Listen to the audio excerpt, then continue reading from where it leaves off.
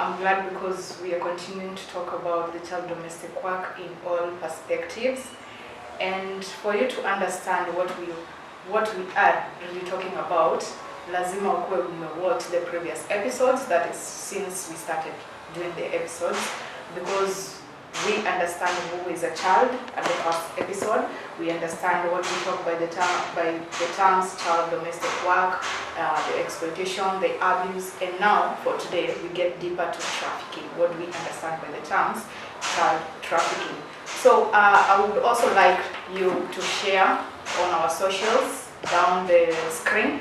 We have all our social media handles on Twitter, on IG, on Facebook, everywhere, and also on our YouTube channel at Maono Africa. Remember to also subscribe and do not forget to turn on the notification button so that anytime we get to the episodes, you get an alert of how we are going to educate you under the child domestic work. So, my name is Melody Wanjiru, or rather Melody Kitui, as many prefer to call me. And today, under the child trafficking, we get to introduce our guest of today from Azadi, Kenya. We're glad to have you.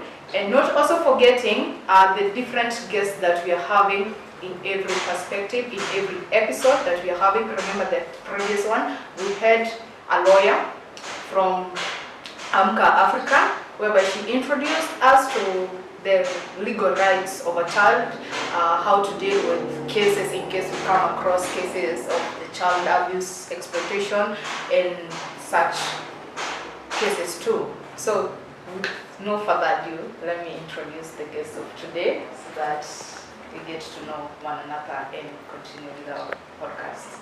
Thank you.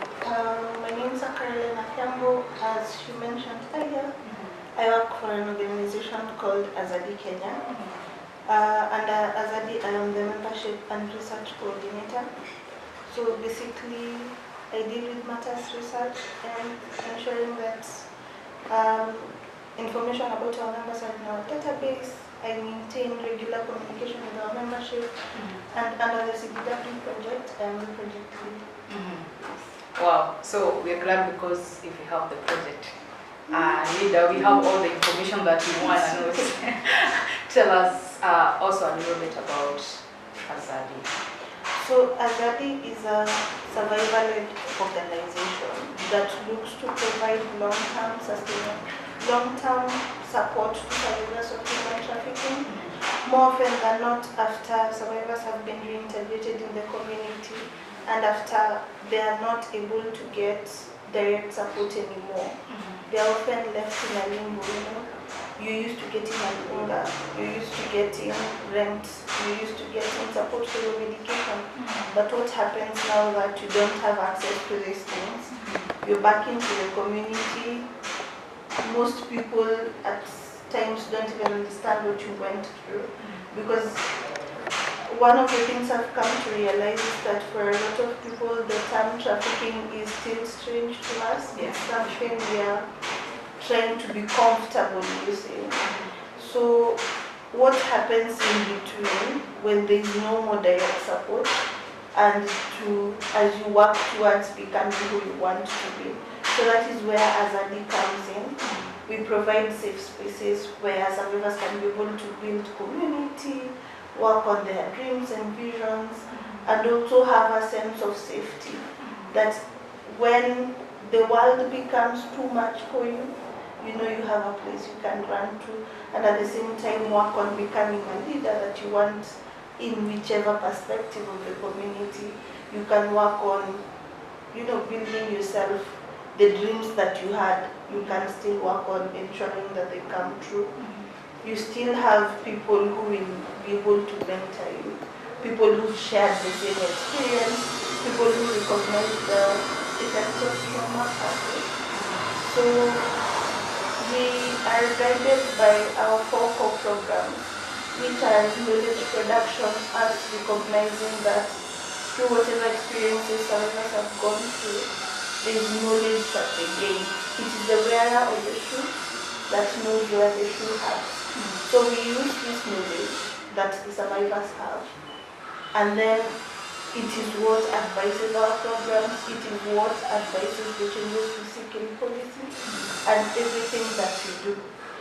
We also have a program called Economic Justice and Empowerment, where we work with survivor leaders. We take a personal approach with every member of our organization, looking at what empowerment means for them. For some, it will be education. For others, it will be starting a business. For others, it will be probably mentorship. So for each and every one, the journey is different, but we are able to support you where you're at. Our third program is survivor leadership. So if you look at most of the NGOs and most of the, what do I call them? Most of the separate spaces that are there, it is the people who are affected by these problems that lead this space. Look at people living with HIV who are leading this space. It's the survivors themselves, right? So it is in this space only that survivors are not the ones at the forefront. So we are intentional about ensuring that survivor voices are reflected in our work, that it is survivors who are able to drive the narrative in the direction in which they want it to go. And our final program is mental health and well-being, where we look at wellness not just as, when I don't know how to describe it, but we look at wellness holistically, where we think about rest as being essential, you being able to take care of yourself, what does well-being mean for you, and for you to be in a space of wellness. What support do you need for you to get there? How can we support you as the community in which you're in? So those are some of the things that we do at Azadi, and are the 4 main pillars in which all our projects are. Okay, and this happens to the survivors of the human trafficking? Yeah, as I said earlier, our membership and even most of the people in the organization itself are survivors of human trafficking. The only difference is people suffer different forms of trafficking. So for some it was labor trafficking, for others it was forced marriage, for others it was sexual exploitation, but they are all bound by one thing, the different stories they represent and the trauma experience. Okay. And now under the child domestic work, let's now take that segment of the child trafficking. Maybe you can tell us, whenever we talk about the child trafficking, what do we really mean? So, because I understand many people in the society do not understand what child trafficking is, how it occurs, or how it even happens. I think I'll give you a relatable example. How many times have you seen a child, probably in your neighbor's house, who's supposed to be in school, but not in school, but they're doing, housework? And how many times have you allowed yourself to question, or even ask this child that unafaa kuwa shule, why are you not in school? So it is something that is in front of us, but we intentionally choose to ignore. So when we talk about child trafficking, after how many times have you met a child in town selling sweets? Sometimes in their uniforms, sometimes in their own clothes. And you not being able to question and ask this child that you're not supposed to be working right now, you're supposed to be in school. So I think for child trafficking, it emerges in different forms and culturally, and how we are as people. We see some of it as normal because we were raised, tunajua mtoto is supposed to work, right? If your family is not earning enough living, it is okay to go an extra mile to assist your parents earn a living. But to what extent, especially when it means that a child is missing out on their basic rights and the basic stuff that they're supposed to have, like education. Like they're supposed to be in school, but they're not in school. Yeah. They're out here working, right? They're supposed to be accessing, they're supposed to be even in a community with their peers, playing and just being children, but not being able to be children. So how many times do you even allow ourselves to question, and even in your own house, how many times do you put yourself in a space where you can sit with yourself and question that why am I treating this child differently from the way that I'm treating mine? So in short, child trafficking, it doesn't have to be maybe someone was picked from this point to another point, but it really means that it might happen maybe also in families whereby a child is doing maybe some house chores, house work maybe, and also maybe the community is not aware of it, or maybe we are turning a blind eye on what is happening. I genuinely think that interfamilial trafficking is one of the biggest forms of trafficking we are actually exposed to, but we have no idea about. When a child loses both parents in our context, more often than not we see relatives coming up and saying, oh, I'll go with them back to the city, I'll take them to school. And how many live up to the promises that they say during the funeral or during the burial that they will educate these children? And even when they don't educate them, they just have them in their homes doing work. How many relatives then step up and ask that you said you were doing ABC, this is a child, this is what they're supposed to be going through right now, but you're not providing what you said you would. So for children, they don't necessarily have to move from area A to area B for them to be trafficked. It can be within Nairobi. They can be taken from Nairobi to Kakamega, Kakamega to Nairobi. It takes different forms.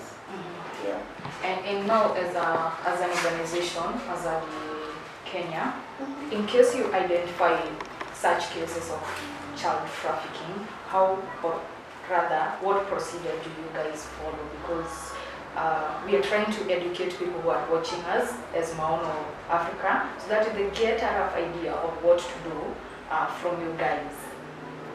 So as Azadi, what we do is that our cohort is basically majorly people above the age of 18. So we are dealing with adults. But what happens when we notice or when we come across a case of child trafficking is that we have a referral mechanism. So that means I may not be able to fill that gap because every organization has something that is their key focus area. And so, but I know through our referral mechanism that I can report probably to the police, and I can also refer organizations such as Maisha, Kana, and even Maono, where they can be able to pick up this case and follow up to ensure that the legal processes are followed and the child has a safe space where they can fall back on. So basically for us as an organization, even in the Freedom Fund Hotspot project, what we are intentional about doing is creating a safe space where they can meet, create communities, and work on their leadership journeys in whichever form that will look like. So we train them on life skills. We create time for them to just bond and be, considering that some of them are young mothers. So life as is, and life as we know it sometimes takes a toll. So we've created a space whereby they can come, have someone look after their child, and then have time to be just who they are outside of whatever they experienced. outside of being a mother, a young mother.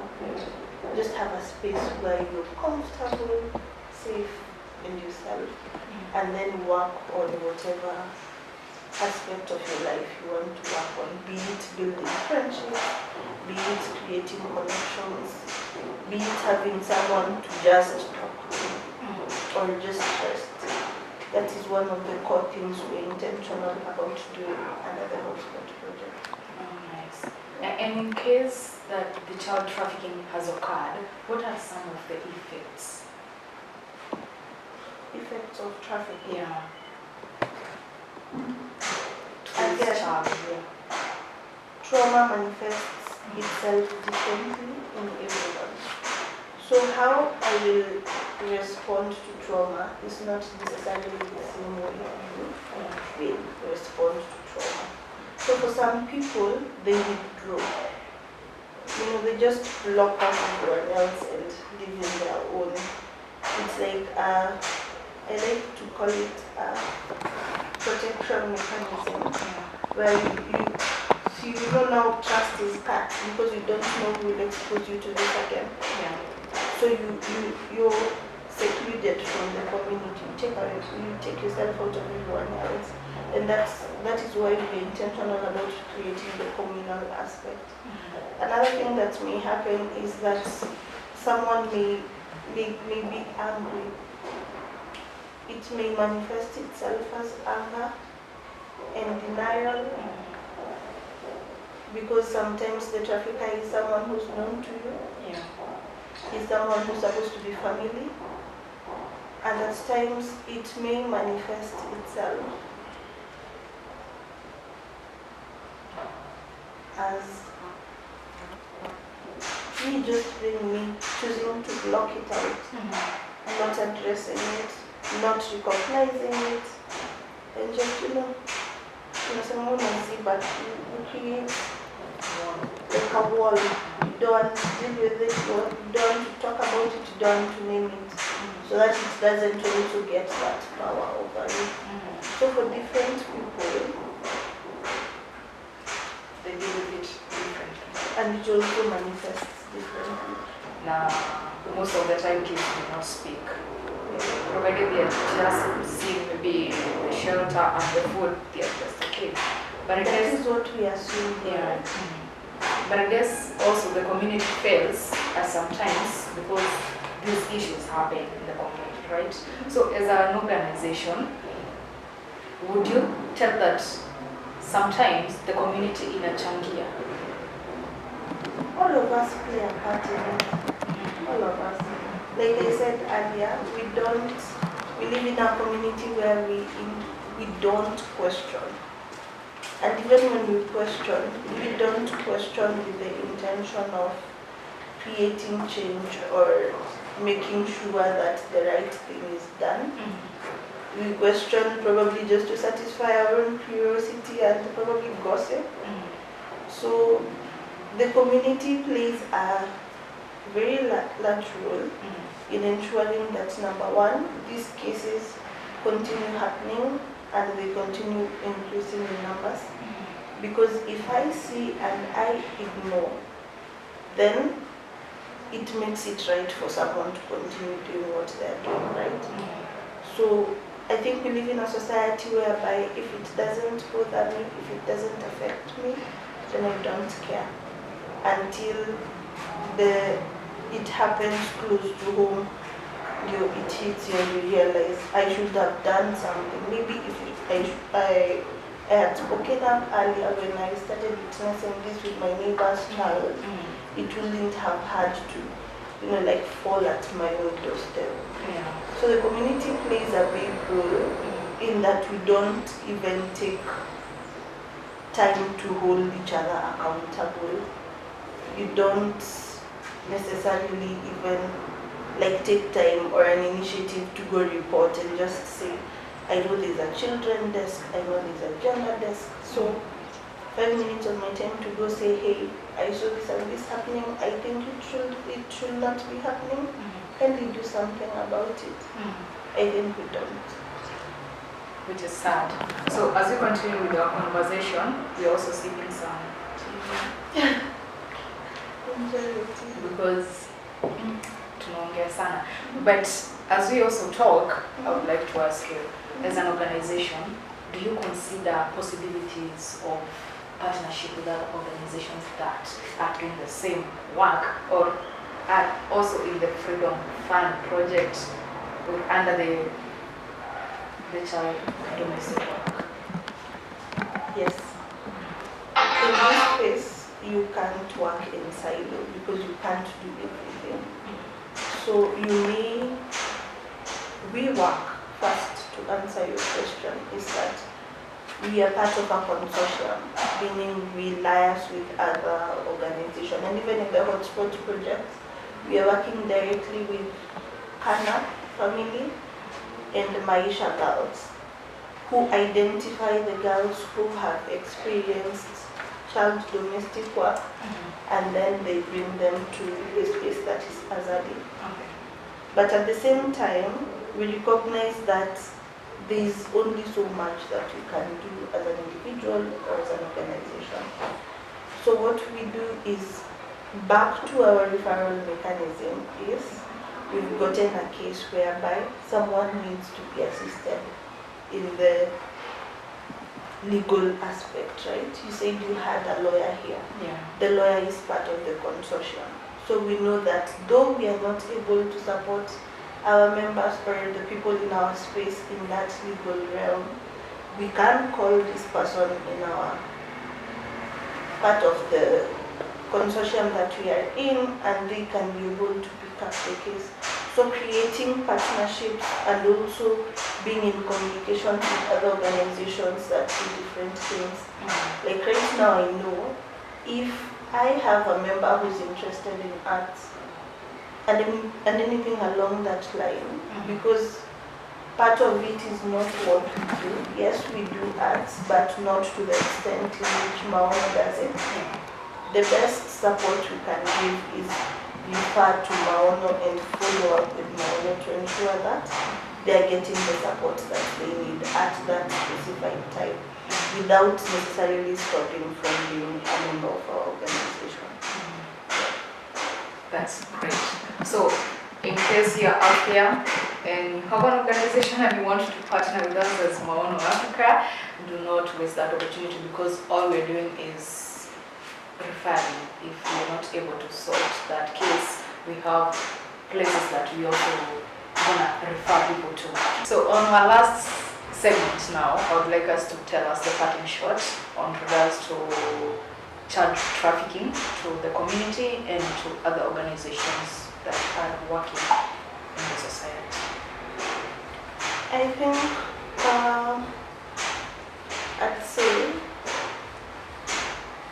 is take a minute and do some bit of self-reflection and ask yourself if the table stands and probably someone did this to your child, will you be okay with it? And I recognize that not all of us are parents, but at the same time,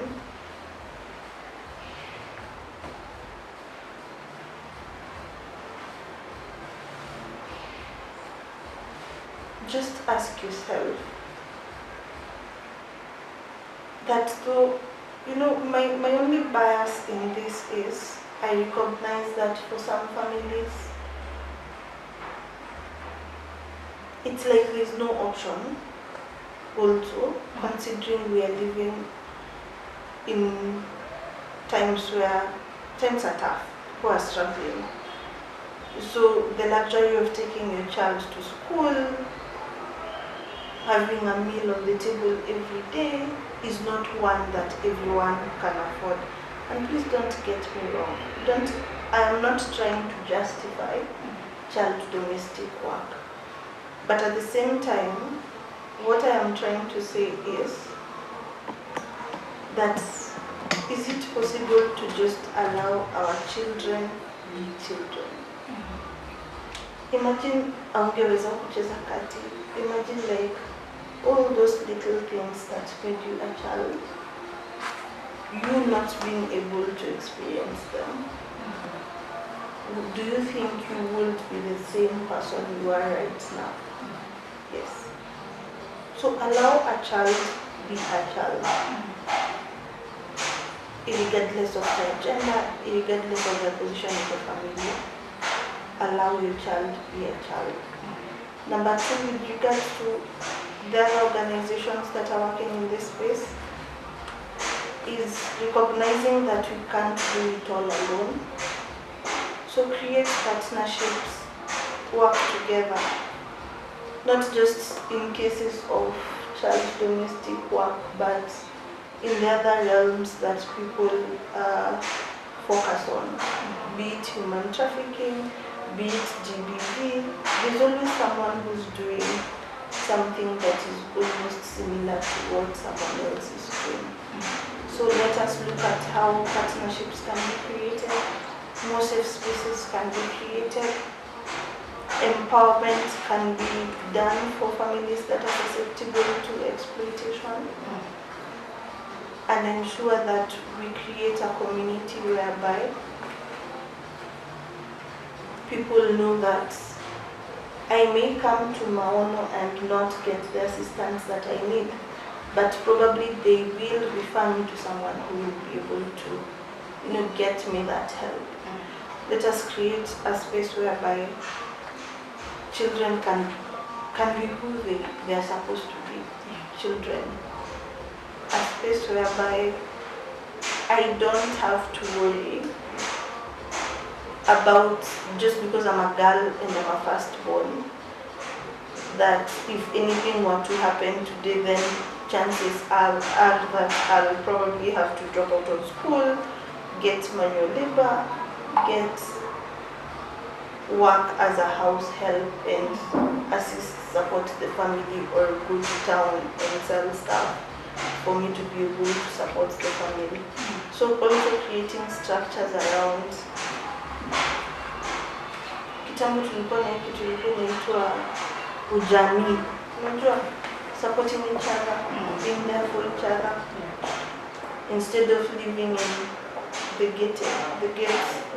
Someone was saying that the more miaka zinaenda, the more gates zinazidi kupanda, the more ujamii inapotea.